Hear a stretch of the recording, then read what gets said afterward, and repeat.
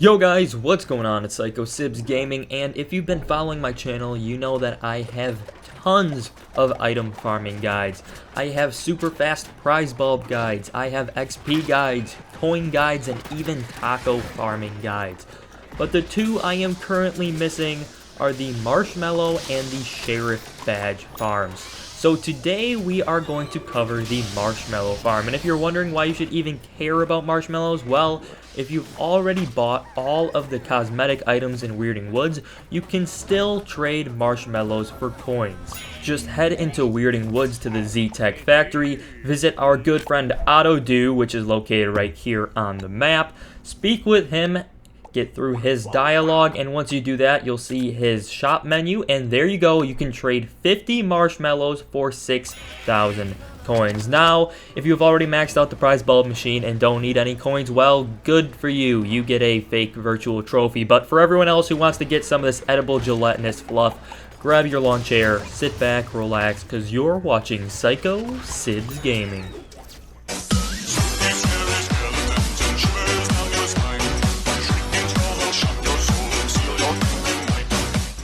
Alright, so to kick this video off, we'll start by talking about what character you want to use for the strategy, as well as what upgrades you want to put on that character.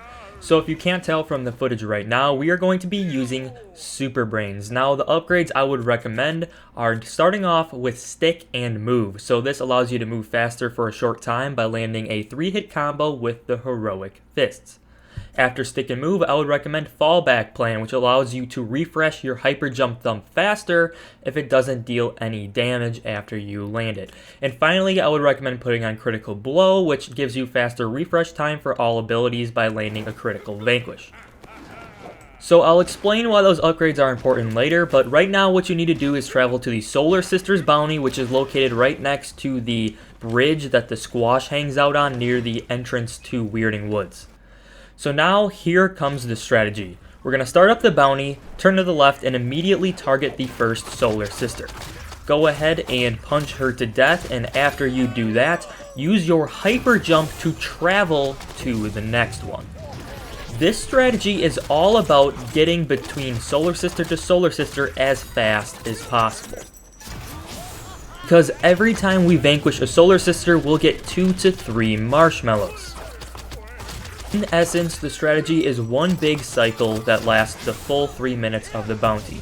What you're going to do is vanquish one of the Solar Sisters either by punching her to death or using your abilities on her, and then immediately hyper jump over to the next one, assuming your hyper jump is available. After defeating that Solar Sister, hyper jump to the next one and repeat. I found that using the hyper jump is by far the fastest way to get between Solar Sisters, unless you end a 3-hit combo on a Solar Sister and you get a speed boost. As for why we are running those upgrades that we chose, like I just mentioned, if you land a 3-hit combo to finish off a Solar Sister, that'll give you a speed boost and allow you to travel to the next one faster. And if we miss our hyper jump, so if we don't land it on the Solar Sister, then the hyper jump refreshes faster, and we can use it again to travel to the next one. And we are using Critical Blow because every time Super Brains punches, he does critical damage, which means that when you punch a Solar Sister to death, it'll refresh the hyper jump faster to get to the next Solar Sister faster. You guys can all see that everything in this strategy revolves around making that hyper jump refresh faster so we can get from Solar Sister to Solar Sister to Solar Sister as fast as possible. It's also important to note that the reason we are using Super Brains and not some other character is because although other characters may be able to vanquish the Solar Sisters faster, we need to play Super Brains to be up close and personal to them to collect the marshmallows. That's why this strategy revolves so much around movement and speed, because we're actually hindered by our ability to move around and pick up the marshmallows, not by the ability to kill the Solar Sisters, because we can kill them much faster with other characters. We just can't pick up the marshmallows. So now you're probably wondering, what is the yield for this strategy? Well, when I found I was doing this, I tended to earn around 60 marshmallows for every 3-minute run of this bounty. With that being said, there is a 15-second wait time until you can do the bounty again, so effectively we'll be earning 60 marshmallows every 3.25 minutes, which equates to around 18.5 marshmallows per minute. Multiply this by 60 and you get 1,110 marshmallows per hour. So as far as marshmallows go, this is a really great yield, and if you want to buy up a bunch of the stuff in the store, then this is a great option for marshmallows. Now if you converted this to coins, you'd be earning approximately 133,000 coins per hour, which is pretty good. Now we do have some better coin strategies out there for tacos because we can farm tacos at a significantly faster rate.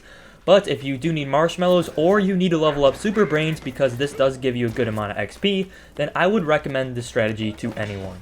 One final note is I did try to do some strategies on the other two bounties, the one with the rose and the squash, but I found that it was just too difficult and inconsistent to get a decent marshmallow yield.